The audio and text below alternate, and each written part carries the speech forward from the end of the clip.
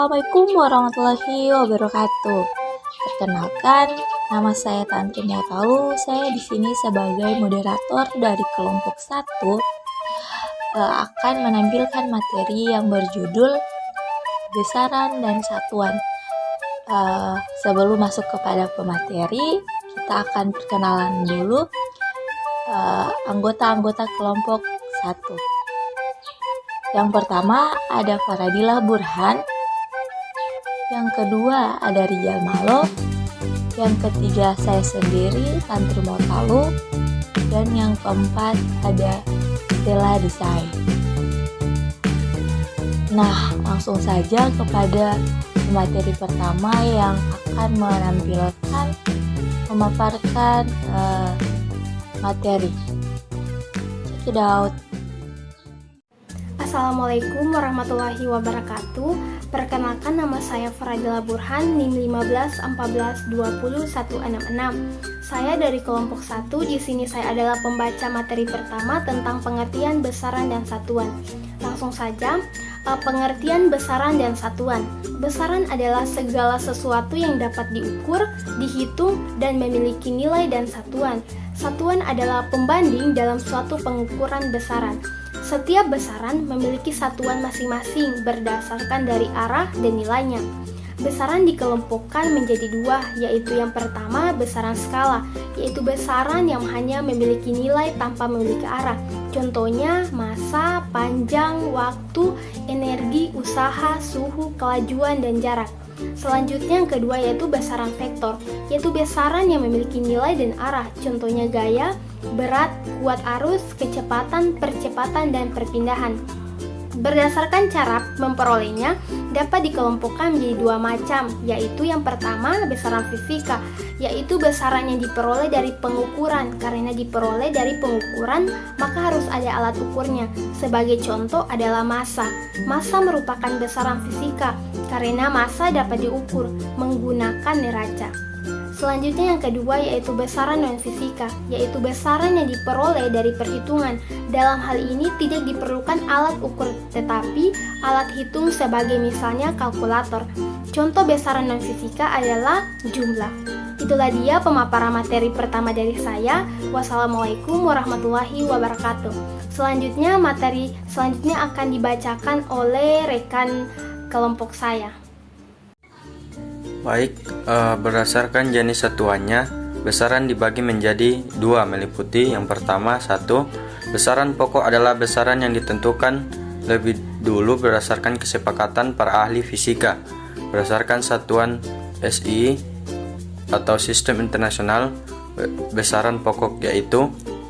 Kemudian yang kedua, besaran turunan adalah besaran yang diturunkan dari besaran yang diturunkan dari besaran pokok, meliputi. Untuk lebih jelasnya saya akan mencantumkan tabel besaran-besaran pokok dan kemudian tabel besaran turunan. Terima kasih.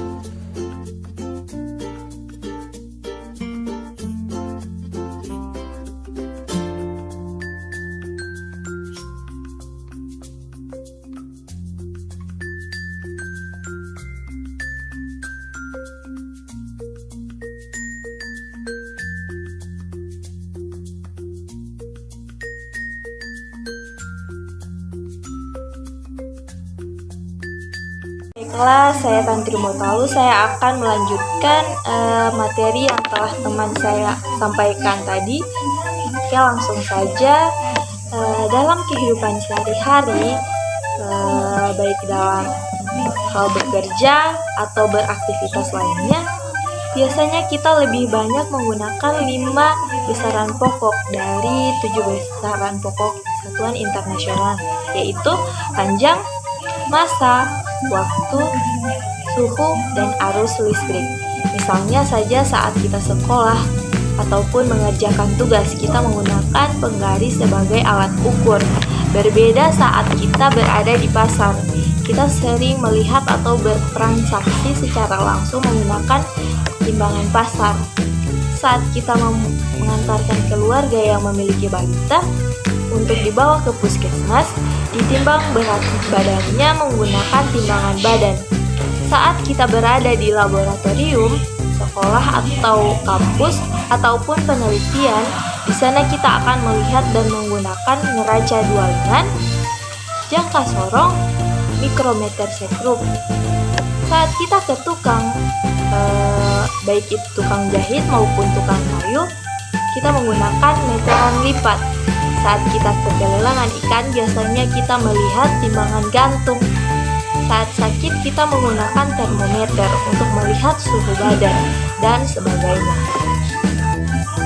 Berikut contoh alat ukur dari besaran pokok beserta fungsinya yang digunakan dalam kehidupan sehari-hari dan sering kita temui di kehidupan sehari-hari. Baiklah, di sini saya akan tampilkan beberapa contoh alat ukur tersebut. Terima kasih. Assalamualaikum warahmatullahi wabarakatuh. Di sini saya akan melanjutkan materi yang sebelumnya telah dipaparkan oleh rekan kelompok saya, yaitu dengan materi kesalahan dalam pengukuran. Kesalahan dalam pengukuran adalah penyimpangan nilai yang diukur dari nilai X. Kesalahan dapat digolongkan menjadi 4 golongan. Yang pertama, keteledoran. Umumnya disebabkan oleh keterbatasan pada pengamat, di antaranya kurang terampil menggunakan instrumen, terutama untuk instrumen canggih yang melibatkan banyak komponen yang harus diatur atau kekeliruan dalam melakukan pembacaan skala yang kecil. Kedua, kesalahan sistematik. Kesalahan sistematik adalah kesalahan yang dapat dituangkan dalam bentuk bilangan kuantitatif. Contoh, kesalahan pengukuran panjang dengan mistar 1 mm, jangka sorong 0,1 mm, dan mikrometer sekrup 0,01 mm.